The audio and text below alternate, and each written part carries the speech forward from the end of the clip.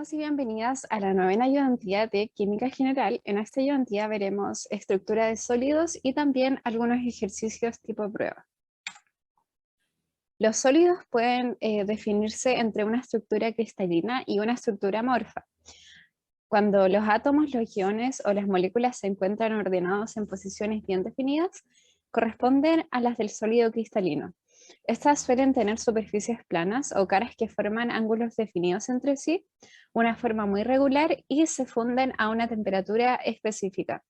Algunos ejemplos de ellos son tanto el diamante como el cuarzo. Mientras que los sólidos amorfos no presentan una estructura ordenada, carecen de formas y caras bien definidas, muchos de ellos corresponden a moléculas que no se pueden apilar bien, o mejor dicho, pueden ser también moléculas muy grandes y complejas. Algunos ejemplos de ellos son el hule y el vidrio. Aquí en la parte A tenemos la estructura correspondiente a la de un sólido cristalino. Podemos ver que todos se encuentran muy ordenadas, muy regulares entre sí, casi del mismo tamaño, con posiciones muy definidas. Mientras que aquí en el lado B podemos ver un sólido amorfo, el cual no presenta un orden eh, tan definido como en A.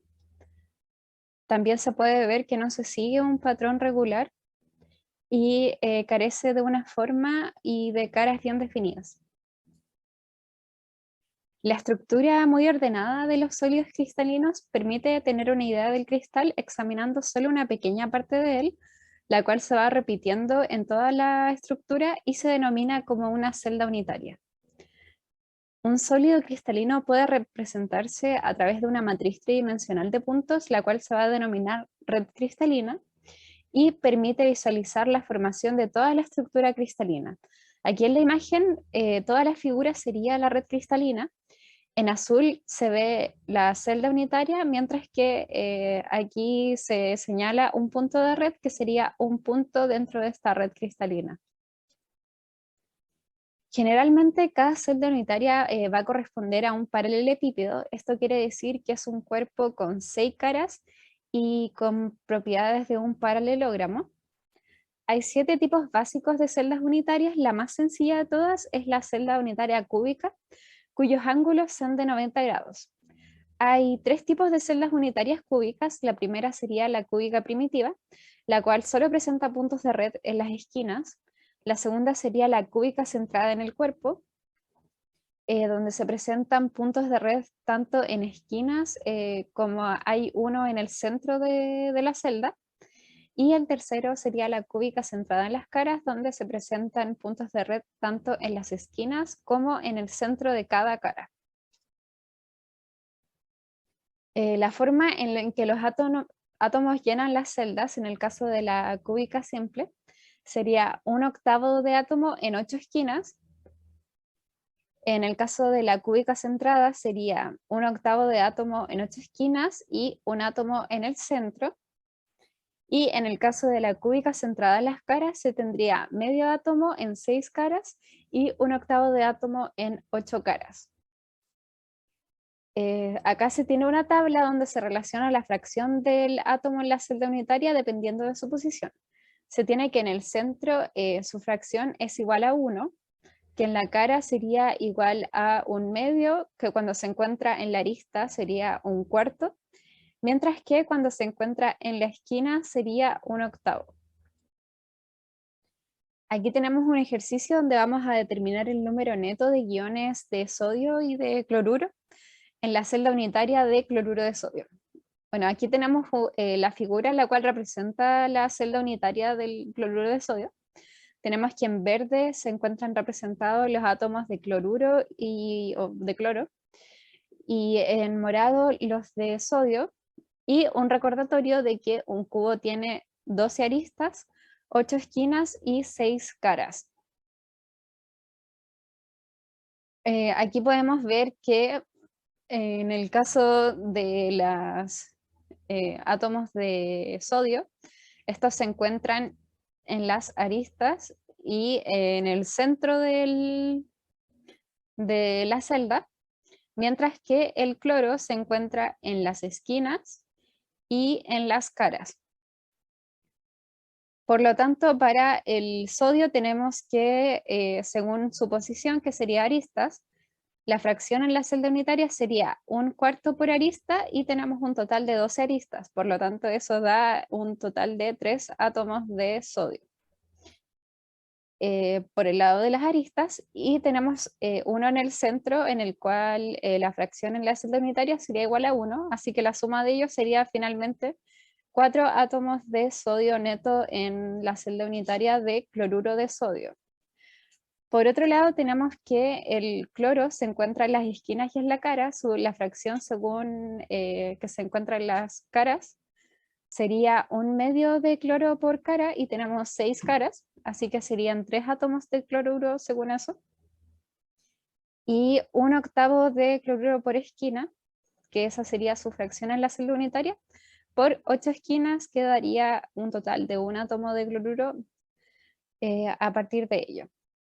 Por lo tanto, como respuesta final tenemos que el número de iones netos de sodio y de cloruro sería 4 de sodio y 4 de cloruro, lo cual coincide también con la estructura del cloruro de sodio, que sería un átomo es a un átomo de cloro. Un átomo de sodio es a un átomo de cloro.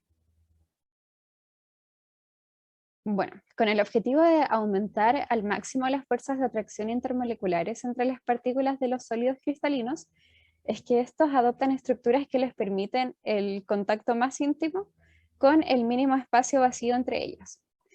Aquí en la figura A tenemos el empaquetamiento compacto de una sola capa de esferas de igual tamaño. Aquí en la estructura B tenemos la estructura de empaquetamiento compacto hexagonal. En ella se tiene un orden de A, B, A, B, es decir que esta capa y esta capa se encuentran a la misma distancia y con esta se encuentran a la misma distancia. Y en la figura C tenemos el empaquetamiento compacto cúbico, el cual tiene un orden de capas que es de ABCA. Esto quiere decir que la primera y la última se encuentran en la misma posición, mientras que la del medio se encuentran desfasadas entre sí. Por ello es que la segunda capa toma la letra B y la tercera toma la letra C, ya que no coinciden en la distancia ni con la primera, ni con la última, ni entre sí. Por ello es que se hace la diferencia.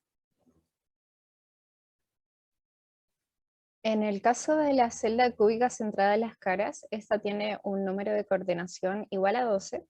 El número de coordinación hace referencia al número de partículas que rodean inmediatamente a una partícula en la estructura cristalina. Tenemos que el número de átomos por celda va a ser 8 por 1/8 más 6 por 1/2. Estos correspondientes a las fracciones según las posiciones en las cuales se encuentran estos átomos. Dan un total de 4 átomos por celda. Aquí vemos la relación que hay entre el volumen ocupado y el volumen de la celda, donde, bueno, aquí 4/3 por pi r al cubo corresponde al volumen de cada átomo, por eso es 4 por el volumen de cada átomo, que sería el volumen ocupado en la celda. Y la arista al cubo sería el volumen de la celda. Vemos que la eficacia del empaquetamiento en este caso sería del 74%. Para la celda cúbica centrada en el cuerpo tenemos un número de coordinación igual a 8. Tenemos que los átomos por celda son igual a 2, donde tenemos que es 8 por 1/8, que esta sería la fracción de la posición, más 1, que sería el átomo que se encuentra en el centro. Y nuevamente lo mismo, acá tenemos el volumen ocupado, que sería 2 por el volumen ocupado por una esfera, en este caso, que sería la forma en la cual se representan los átomos, partido por el volumen de la celda, que sería la arista al cubo. Y presenta una eficacia del empaquetamiento igual a un 68%. Acá tenemos una relación entre la longitud de las aristas y el radio atómico, Para el caso de la cúbica centrada en las caras, la arista es igual a 4 veces el radio atómico partido por la raíz de 2. En el caso de las centradas en el cuerpo, esta sería 4 veces el radio atómico partido por raíz de 3. Y cuando se tiene una estructura cúbica simple, la arista corresponde a 2 veces el radio. Acá tenemos algunos tipos de sólidos según los tipos de fuerzas intermoleculares que hay entre sus partículas. El primero corresponde al tipo de sólido molecular. La forma de las partículas que los componen generalmente son átomos o moléculas que presentan fuerzas de dispersión de London, fuerzas de dipolo-dipolo y puentes de hidrógeno. Entre sus propiedades se encuentran que estos son sólidos blandos, poseen un punto de fusión desde que puede ser bajo a moderadamente alto, presentan una baja conductividad térmica y eléctrica. Algunos ejemplos de ellos son el argón, el metano, la sacarosa y el hielo seco. Otro tipo de sólido sería el red covalente. Está formado por átomos conectados en una red de enlaces covalentes. Las fuerzas existentes entre las partículas corresponden a enlaces del tipo covalente. Estos son sólidos muy duros que presentan un punto de fusión muy alto y generalmente tienen una baja conductividad térmica y eléctrica. Algunos ejemplos de ellos corresponden al diamante y al cuarzo. También se encuentran los sólidos cristalinos del tipo iónico, que están formados tanto por iones positivos como negativos, y las fuerzas entre las partículas corresponden a atracciones electrostáticas. Estos corresponden a sólidos que son duros y quebradizos, que presentan un alto punto de fusión y una baja conductividad térmica y eléctrica. Algunos ejemplos de ellos son algunas sales típicas, como lo son el cloruro de sodio o el nitrato de calcio. Y por último tenemos a los sólidos del tipo metálico, que se encuentran formados por átomos que entre sus partículas se encuentran unidos a través de enlaces metálicos. Estos pueden ir desde materiales que son muy blandos hasta muy duros. Presentan también puntos de fusión variables desde bajos hasta altos y presentan una excelente conductividad térmica y eléctrica, son maleables y también dúctiles. Todos los elementos metálicos corresponden a este tipo de sólidos, por ejemplo, el cobre, el hierro, el aluminio y el platino. Bueno, y a continuación empezaremos con los ejercicios tipo prueba. El primero nos dice que el platino cristaliza en una red cúbica centrada en las caras. Su radio atómico es de 138,5 picómetros y nos piden determinar la densidad del platino en gramos partido centímetro cúbico. Lo primero que nosotros tenemos que hacer es determinar el número de átomos que habrá en la celda unitaria. En este caso, como es una red cúbica centrada en las caras, el número de átomos por celda viene dado por 8 por 1/8 más 6 por 1/2. Que esto sería 8 por 1/8. El 1/8 vendría, ya que hay 8 átomos que se encuentran en las esquinas y la fracción de la celda unitaria para esta posición es 1/8.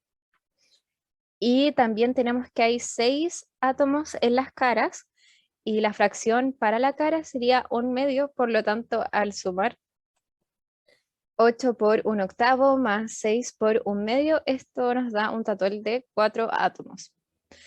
Con el número de átomos que va a haber en la red cúbica centrada en las caras, lo vamos a multiplicar por 1 mol de platino en este caso, partido por el número de Avogadros, que sería el número de átomos que hay en 1 mol, que sería 6,02 por 10 a la 23.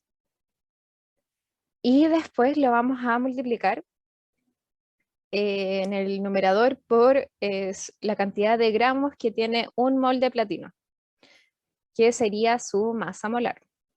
para que el resultado de la masa nos dé en gramos, ya que, como nosotros sabemos, la densidad corresponde a la masa dividido en el volumen.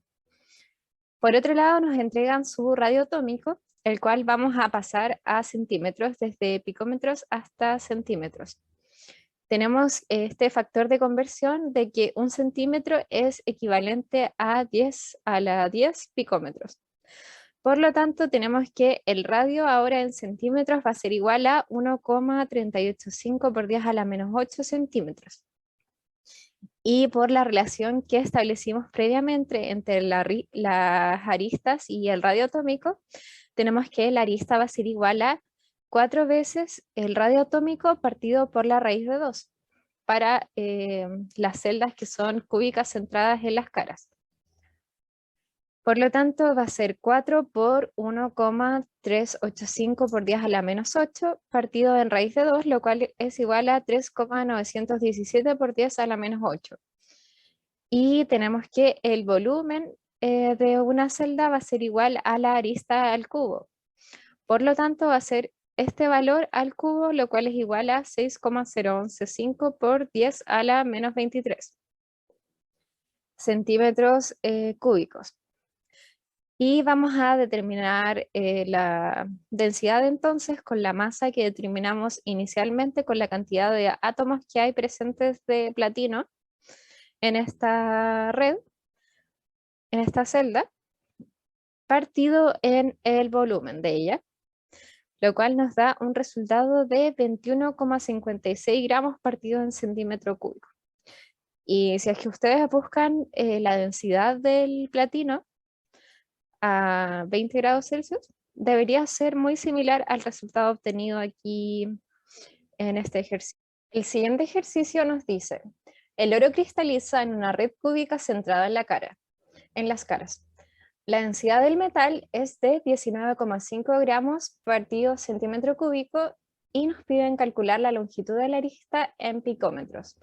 Los datos que nos dan es que la masa atómica del oro es 196,97 gramos por mol y la equivalencia de que un picómetro es igual a 10 a la menos 12 metros. Lo primero que nosotros vamos a hacer entonces va a ser determinar el número de átomos que va a haber en esta red cúbica. En este caso sería 8 por 1 octavo. Este 1 octavo sería correspondiente a aquellos átomos que se encuentran en las esquinas, mientras que este 1 medio sería aquellos que se encuentran en las caras. Al hacer esta suma tenemos que hay 4 átomos en la red cúbica centrada en las caras, y vamos a determinar la masa en gramos a partir de estos átomos. Para ello, lo primero que vamos a hacer va a ser multiplicar por 1 mol como numerador, y como denominador va a estar el número de Avogadro para poder así eliminar la unidad de átomos. Posteriormente, para poder determinar el número de gramos, lo que vamos a hacer será utilizar la masa atómica, donde en el numerador vamos a colocar los gramos, que va a ser la unidad que nosotros queremos expresar finalmente nuestro resultado en este caso, y como denominador el número de moles. Y esto nos da un resultado de 1,308 por 10 a la menos 21 gramos. Nosotros tenemos que la densidad corresponde a la masa partida en el volumen, y en el enunciado se nos entrega la densidad. Por lo tanto, como ya tenemos la masa y la densidad, vamos a poder despejar el volumen a partir de ellas. Lo cual el volumen sería la masa partido por la densidad, que en este caso sería 1,308 por 10 a la menos 21, partido por 19,5 gramos por centímetro cúbico. Y esto nos da un resultado de 6,709 por 10 a la menos 23 centímetros cúbicos. Nosotros tenemos igual que el volumen corresponde a la arista al cubo. Por lo tanto, si es que nosotros aplicamos la raíz cúbica, vamos a poder despejar la longitud de la arista, o A, que sería la incógnita.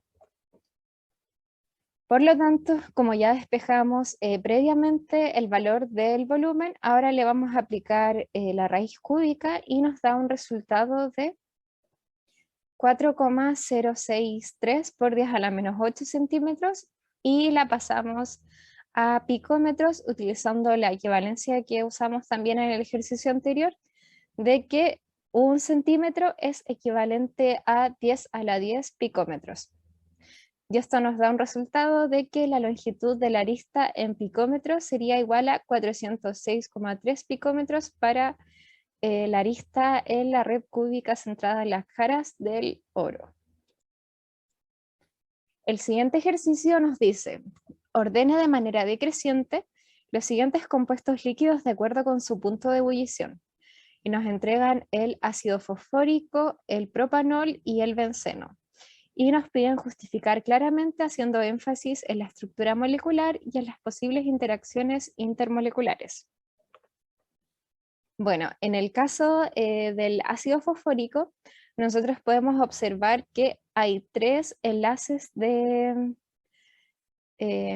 oxígeno e hidrógeno, por lo tanto, podemos ver que hay presentes puentes de hidrógeno en esta molécula, mientras que en el caso del propanol, también podemos ver que hay un enlace entre hidrógeno y oxígeno, por lo tanto también puede formar interacciones del tipo puentes de hidrógeno, mientras que en el caso del benceno, este corresponde a una molécula no polar, por lo que las únicas interacciones que van a haber en esta molécula va a ser del tipo de fuerzas de dispersión de London. Por ello es que al tiro podemos decir que el benceno va a ser el que tenga el punto de ebullición más bajo, ya que solo presenta fuerzas de dispersión de London. Y entre el ácido fosfórico y el propanol va a tener un punto de ebullición mayor, puesto que tiene presente 3 enlaces de oxígeno e hidrógeno, mientras que el propanol solamente tiene presente uno. Por lo tanto, las interacciones intermoleculares de puentes de hidrógeno serán más fuertes en el ácido fosfórico que en el propanol. Por ello es que de orden decreciente, los puntos de ebullición para estas sustancias serían primero el del ácido fosfórico, luego el del propanol y finalmente el del benceno. Y el cuarto ejercicio tipo prueba nos dice, de acuerdo con el diagrama de fases del CO2, responda a las siguientes preguntas. La primera pregunta dice, a temperatura ambiente promedio, es decir, 20 grados Celsius, ¿qué condiciones se deben cumplir para obtener CO2 líquido? La pregunta B nos dice, el hielo seco o CO2 sólido sublima a temperatura ambiente. ¿Qué tipo de interacciones intermoleculares se rompen en este proceso? Y la pregunta C nos dice que el hielo seco se utiliza como refrigerante de acuerdo con el diagrama. Explica las ventajas de utilizar hielo seco como refrigerante en vez de hielo convencional, que sería el agua sólida. Bueno, la pregunta A nos dice, a temperatura ambiente, ¿qué condiciones se deben cumplir para obtener CO2 líquido? Bueno, las condiciones que se deben cumplir para ello es que la presión ejercida debe estar entre 50 atmósferas y 1000 atmósferas aproximadamente. Para ello, para saber esto, lo que nosotros tenemos que hacer es situarnos en la temperatura que nos dan acá, que en este caso sería los 20 grados Celsius, y avanzar hasta llegar a la fase líquida, que sería acá, en este sector. Nosotros podemos ver entonces que a una presión similar a 50 atm ya vamos a estar en este sector del diagrama, por lo tanto se va a cumplir que nosotros vamos a estar obteniendo CO2 líquido. Y a 1000 atm aproximadamente, que sería por aquí, también aún estamos dentro de la fase líquida. No estamos posicionados sobre ninguna línea de equilibrio, solamente en la fase del CO2 líquido. En la letra B nos dicen que el hielo seco sublima a temperatura ambiente. ¿Qué tipo de interacciones intermoleculares se rompen en este proceso? Bueno, las fuerzas o las interacciones intermoleculares presentes en el CO2 corresponden a las fuerzas de dispersión de London por formación de dipolos inducidos. Esto es debido a que el hielo seco es una molécula no polar, o sea, su momento dipolar es igual a cero, así que las únicas fuerzas o interacciones intermoleculares presentes en su estructura corresponden a las fuerzas de dispersión de London, o también conocidas como dipolo inducido. Y la letra C nos dicen que el hielo seco se utiliza como refrigerante, de acuerdo con el diagrama, explique las ventajas de utilizar hielo como refrigerante en vez de hielo convencional. Bueno, tenemos que el hielo seco sublima en lugar de fundirse al absorber energía a presiones ordinarias, mientras que el hielo convencional, es decir, el hielo hecho por agua, se sublima a presiones bajo los 4.58 torr.